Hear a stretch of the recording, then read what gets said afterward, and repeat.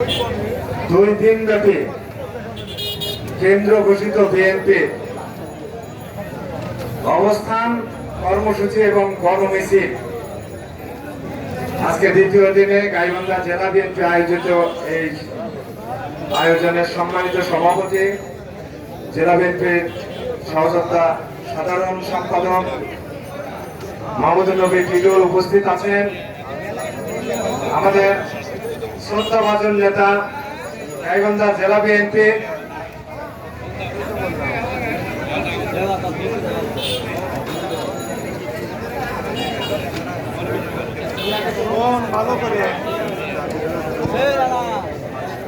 আমাদের শ্রদ্ধাভাজন নেতা গাইবান্ধা জেলা বিএনপির সম্মানিত সাবেক সভাপতি বিএনপি জাতীয় নির্বাহী কমিটির গ্রাম সরকার বিষয়ক সম্পাদক জননেতা আনিসুজ্জামান খান বাবু ভাই সহ যারা নেতৃবৃন্দ আছেন, আমার চেয়েও আপনারা ভালো চিনেন, বেশি আমিও চিনি, আমি নাম বললাম না।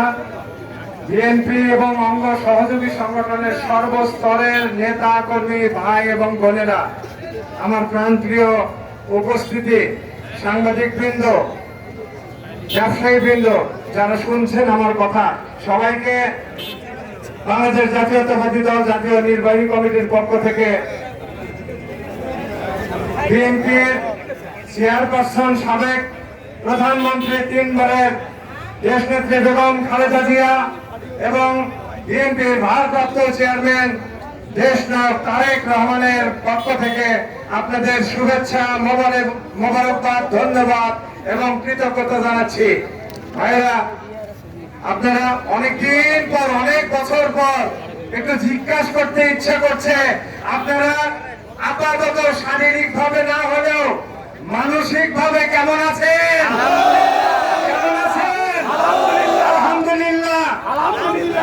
16-17 বছর পর আমরা এই শব্দটি উচ্চারণ করতে পারছি যে আমরা মানসিক ভাবে ভালো আছি। কারণ গত 5ই আগস্ট দেশ দ্বিতীয়বার স্বাধীন হয়েছে। ঠিক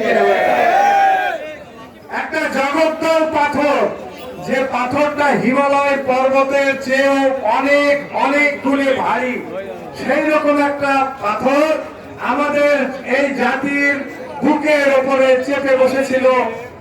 এই চাপে অনেকেই মৃত্যুবরণ করেছে, হাজার হাজার মৃত্যুবরণ করেছে, পঙ্গু হয়েছে। আলহামদুলিল্লাহ, আমরা এখনো পর্যন্ত সুস্থভাবে বেঁচে আছি।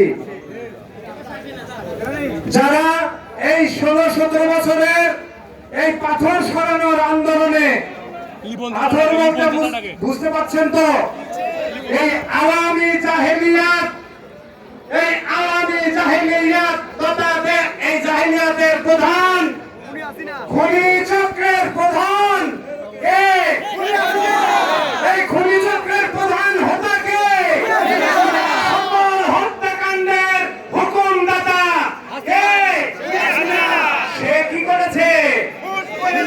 খুন করে গত 5 তারিখে কি করেছে? 4 তারিখে, 3 তারিখে তার বক্তব্য কি ছিল? সবাই বলে শেখ হাসিনা পালিয়েছে, শেখ হাসিনা অমুক জায়গায় গেছে, লুকিয়ে গেছে। শেখ হাসিনা পালায় না, শেখ হাসিনা পালাতে জানে না। কি দম ভক্তি! আল্লাহ পাক এই দম ভক্তি পছন্দ করেন না। মাত্র কয়েক ঘন্টার ব্যবধানে তার দম ভক্তি চূর্ণ বিচূর্ণ হয়েছে। ঠিক কিনা ভাইরা? আমি এটাই আপনাদের স্মরণ করিয়ে সজাগ করে দিতে চাচ্ছি। আমরা বিজয়ের প্রাথমিক ধাপ অর্জন করেছি মাত্র, চূড়ান্ত বিজয় এখনো অনেক পথ বাকি। আমরা চূড়ান্ত বিজয়কে অর্জন করতে চাই কি চাই না? তার জন্য আমরা গত 16-17 বছর থেকে যে রাজপথে আছি, আগামী যদি আরো কিছু বছর রাজপথে থাকতে হয়, কিছুদিন থাকতে হয়, আমরা কি সর্বশক্তি নিয়োগ করে আমরা রাজপথে থাকবো? আমরা থাকবো কেন ভাই? আমাদের মধ্যে ছোটখাটো বিষয় নিয়ে এরকম ভুল বোঝাবুঝির সৃষ্টি হবে। আমি সবাইকে করজোড়ে মিনতি করছি, আমাদের মধ্যে যতই ভুল বোঝাবুঝি হয়ে থাক, আলাপ আলোচনা কথাবার্তার মাধ্যমে সিনিয়র নেতৃবৃন্দ আছেন, তাদের মাধ্যমে বসে আমরা ওইটুকু সমাধান করতে পারবো। কি পারবো না? কি পারবো না?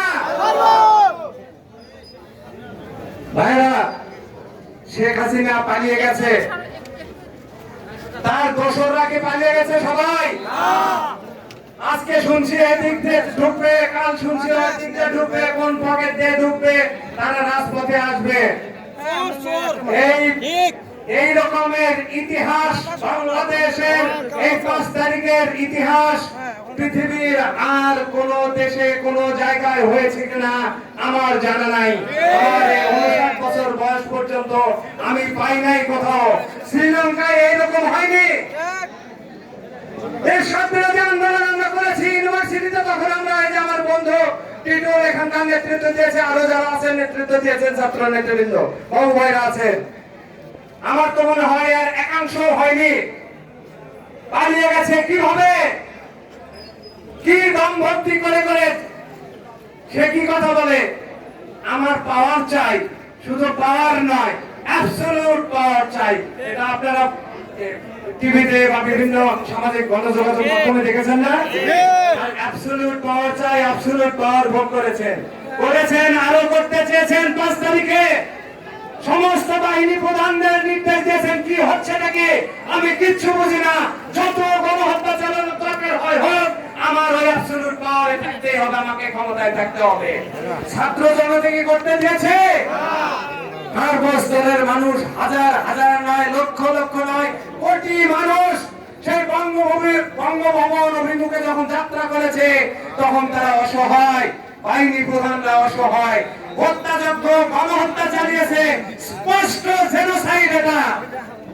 তারপরেও তারা এই হত্যাকাণ্ড কত হাজার মারবে, কত লাখ মারবে, ছাত্র জনতা হু হু করে বানের স্রোতের মতো গণভবনের দিকে যখন যাচ্ছে,